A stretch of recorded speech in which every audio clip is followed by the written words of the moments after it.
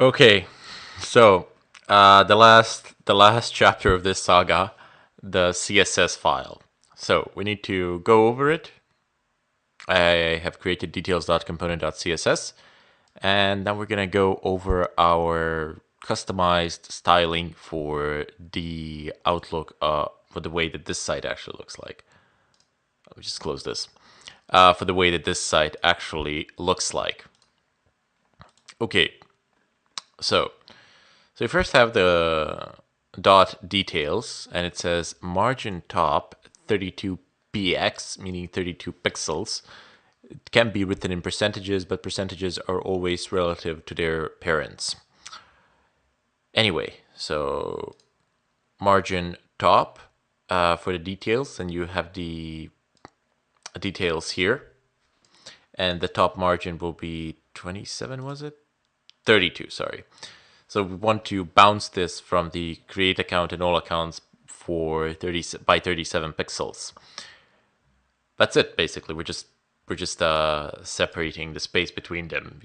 I would actually, before I can go any further, I would actually go ahead and encourage you to change a lot of these settings, change them drastically, and take a look at the site. See how it actually reflects the behavior of the site, the layout of the site. Okay, so next up we have a detail label.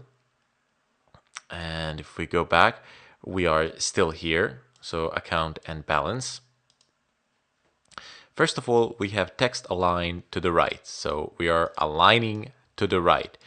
This account balance should be somewhere here where my mouse is now, but we're aligning it to the right, so it is here. And then we have text transform to uppercase. Yes, they're both uppercase, account and balance, regardless of how it is written in HTML. Font weight is probably the only unknown here. That signifies the thickness of the letters. So the thickness of the letters, 700. That's basically bold. Font size 14. No explanation needed there. Just set the font size and margin right -8. So we wish to decrease our alignment to the right. We wish to actually bring this a little bit closer.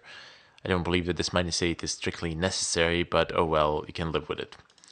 Change it. Just change the -8. That is literally the best way to see what's going to happen. Change it to something else. Change it to +10 and see what happens.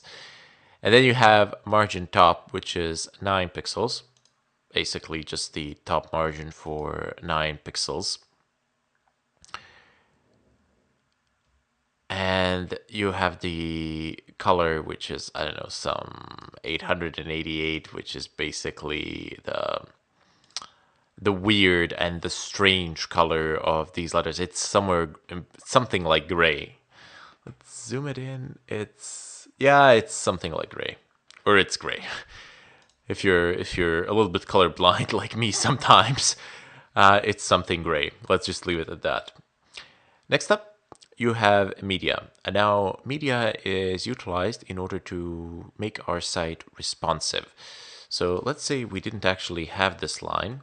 Let me just show you what's going to happen. So Control X, Control S. And okay, it looks fine, right? No changes. But if I reduce the size of the screen, look at what happens to the account and balance. They run off to the right because they're aligned to the right. So let's go ahead and bring this line back, and I'll explain it. If I reload the site, look at what happens. Now account and balance are aligned to the left. So if the max width for this screen width perform a certain action, if it's lower than this, please perform this action and align it to the left on the smaller screens. Okay, now we move on forward to the detailed data. Basically, just the alignment of the text should be to the left, and the font size should be 24. So global bank, main bank account. Now we're going to go ahead and go into the details-trans. These are all the classes which we have been specifying in the HTML file. If you go back, you will be able to find them all. So details-trans, this is basically giving us, when I say width, 100%, it's 100% not of the screen size, but rather instead it is 100% of the parent basically. What the parent is that you need to see in the HTML, but it doesn't matter. When you say 100%, it is referring to the parent's size. Let me just see if I can. Okay, so position. You see the width of this whole thing, this whole rectangle is 100% with respect to its parent. Then you have the position relative to all the other elements there. And then it says the thickness of the border shall be 1 pixel, and this will be the color. So this is just a hexadecimal representation. This is just a representation for the color. The representation for the color in CSS. Let me just... not the hexadecimal, just the representation of the color in CSS. And where was I? Yep, the border color. So the border color is, again, something gray, which goes round and round in circles. Now, the border radius actually states that we don't want the edges on our borders. As you can see, we have curves. So there are no edges, it's just curves.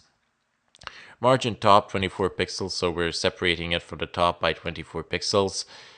The padding is 72 by 12 by 0 by 12, which are basically the distances between what is done with the padding here is the spacing within this rectangle. So you have 72 like from the top, and you have, which number was it? 12 from the left,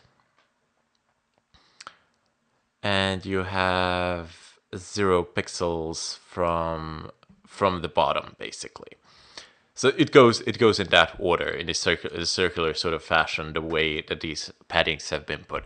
But again, please go ahead and change these values and see what happens. That's really the best way to learn it. I can tell you this is like the top, was it the left, and this is the bottom, and this one is the left side.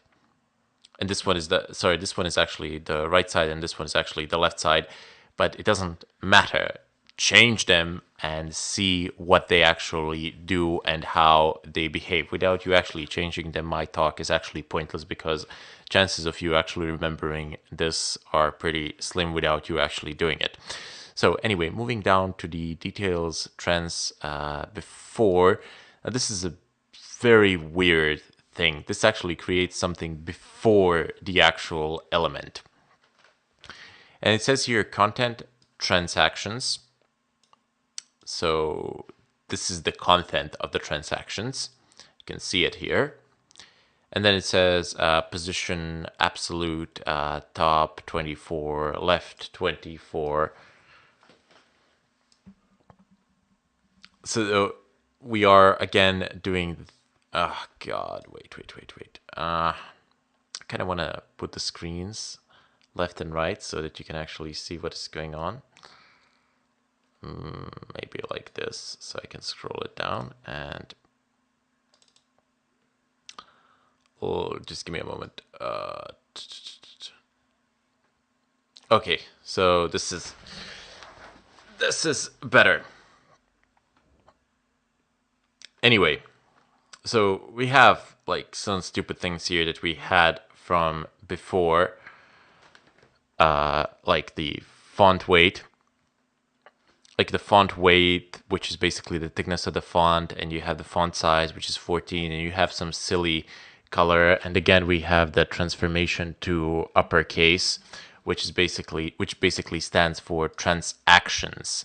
So we're transforming that into uppercase.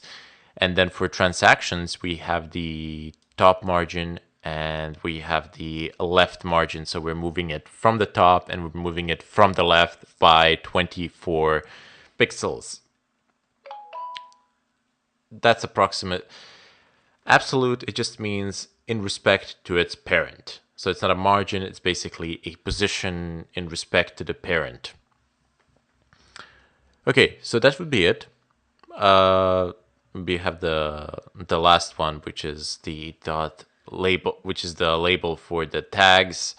We're just setting the margin there to be 2 pixels, so we can separate them apart. Anyway, that would be it for the CSS. I'm gonna go ahead and bid you farewell here.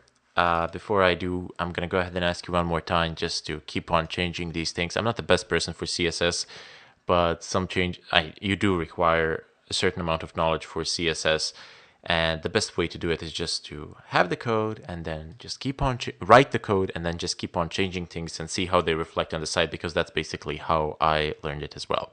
So bid you farewell and hope to see you soon.